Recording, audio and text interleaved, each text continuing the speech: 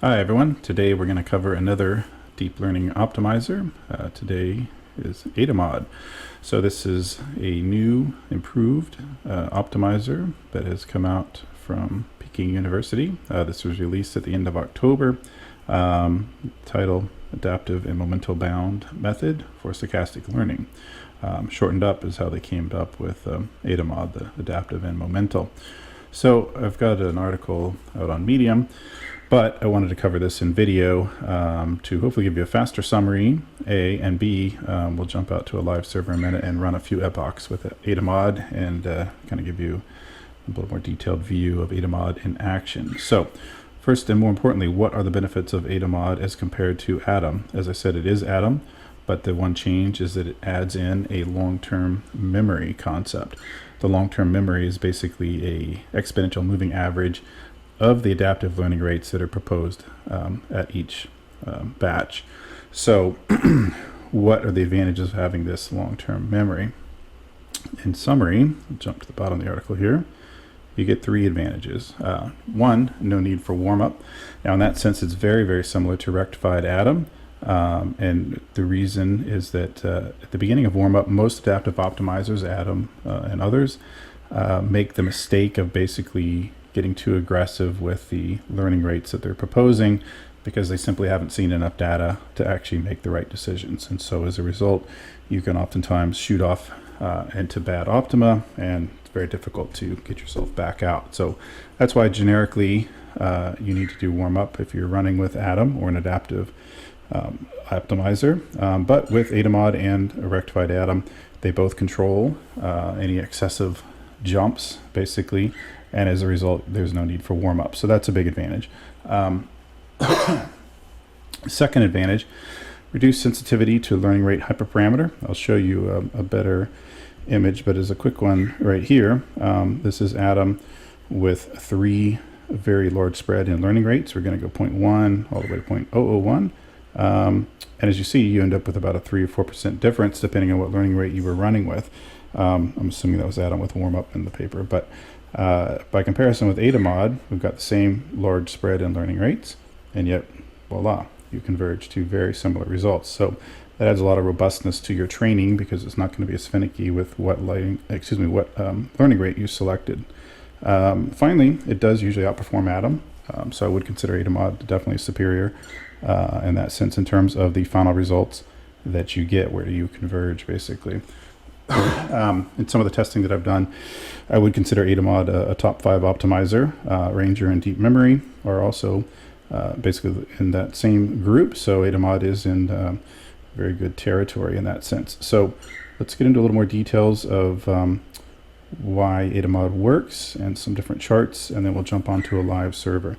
So as I mentioned, AdaMod works or adds an improvement to Adam because of the long-term average of the adaptive learning rates themselves.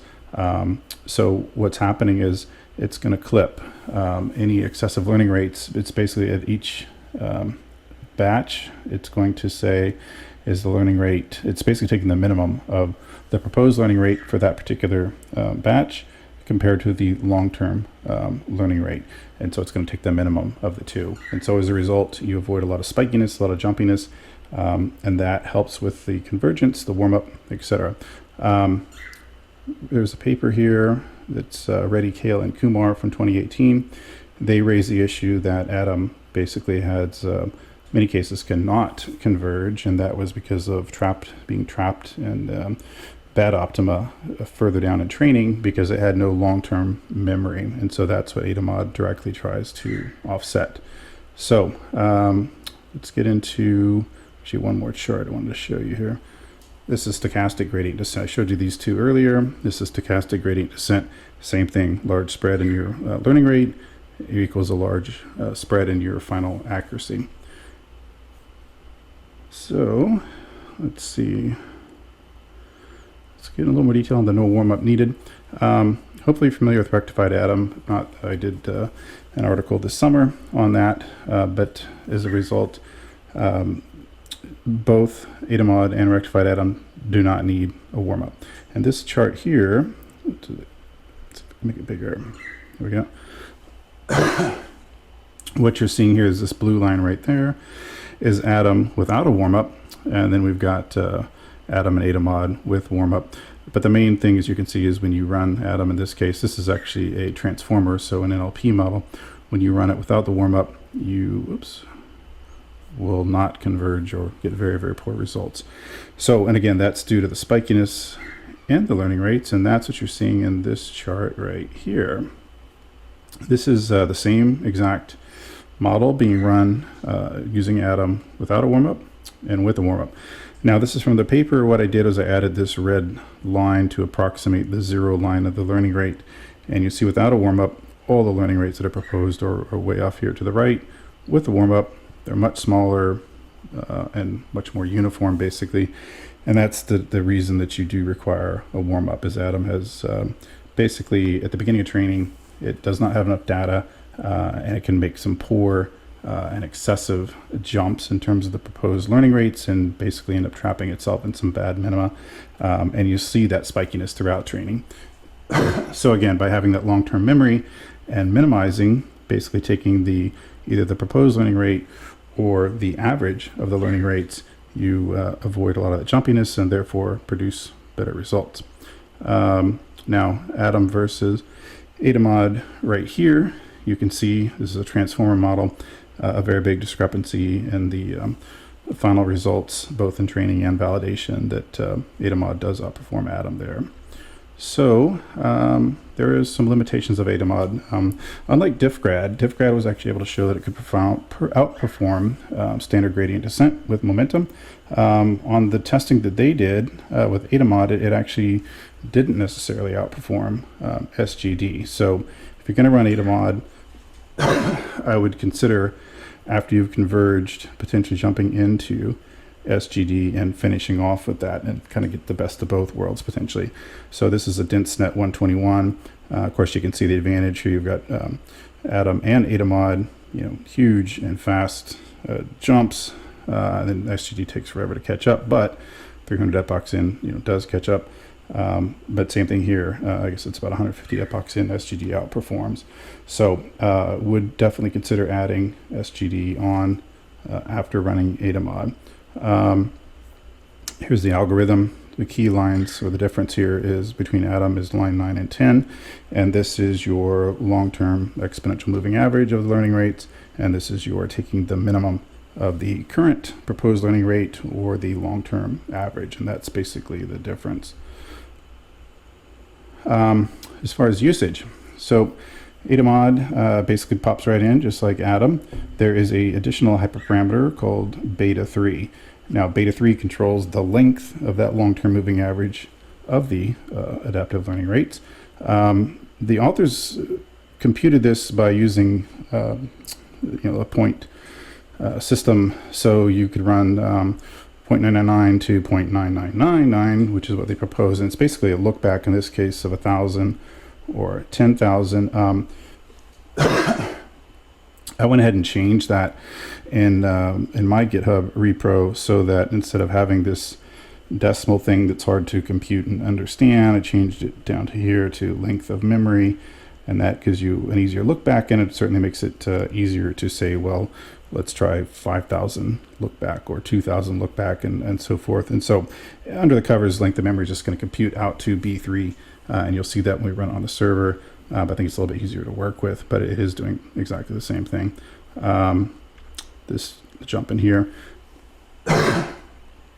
you can see the training accuracy generally will converge, but it takes a little bit different time depending on the look back rate. And so this is what they're showing is 0.9, which is going to be basically 10 batch look back, and down to 10,000 batch look back. So you pretty much end up at the same place here in terms of training accuracy.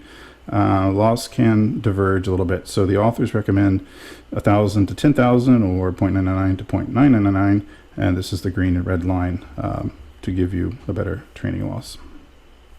So I think that covers all of the main things we wanted to go over here. On the Medium article, I do have the link to their GitHub, the official one, and I've got the unofficial one. I also made a DiffMod variant, which is basically blending DiffGrad plus AdaMod into a single optimizer. So let's jump out to a live server here. I think I've got everything ready.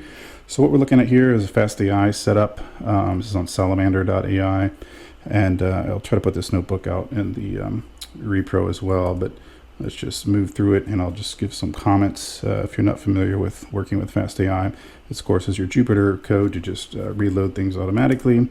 Let's load up. This is all of the basic fast AI stuff we'll need.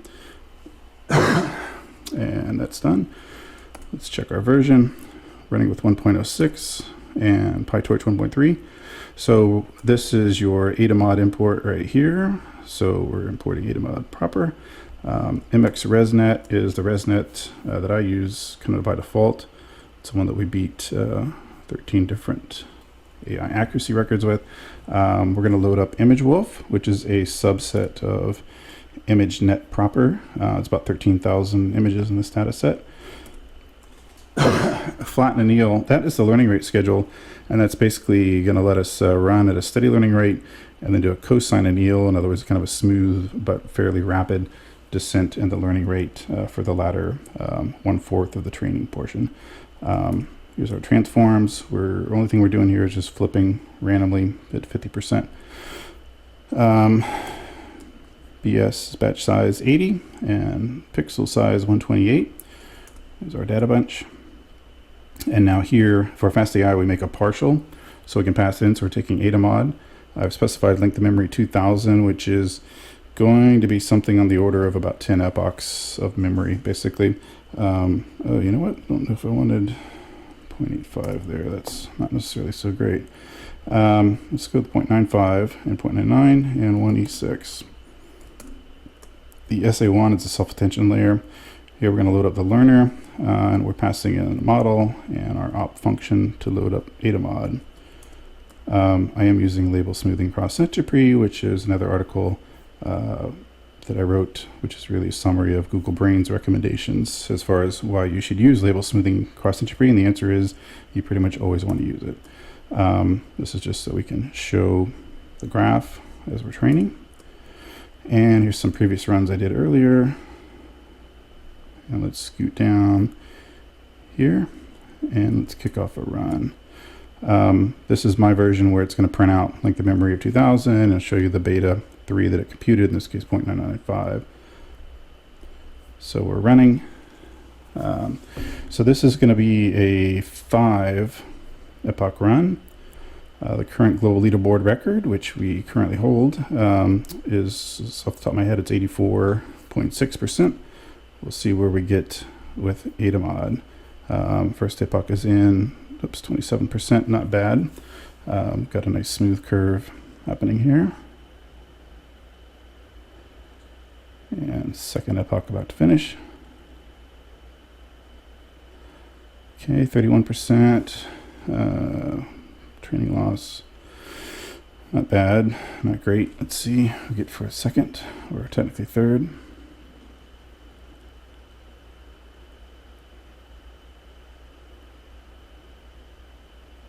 All right, results coming in, 36%. Yeah,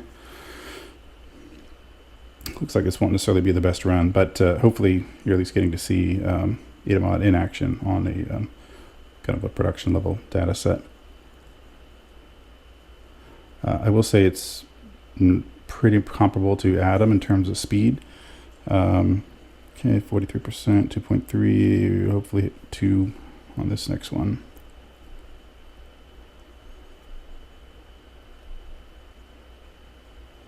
And just about done.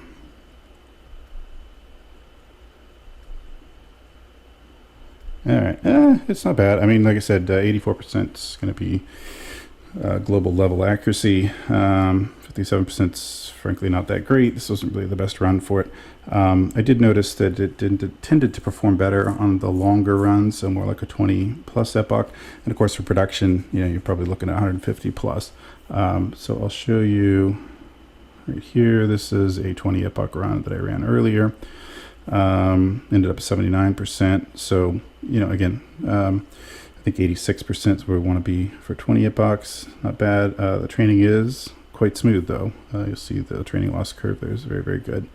So that's the quick summary of AdaMod in action. Let me just show you the paper. This is the GitHub where I've got it at. I've got a whole collection of deep learning optimizers out here. And of course, got a link to the paper and to their source code. And like I said, the only real difference here is that I've changed it to use that length of memory, and then it computes the beta 3 rather than you having to deal with 0.999 whatever and remembering what it is.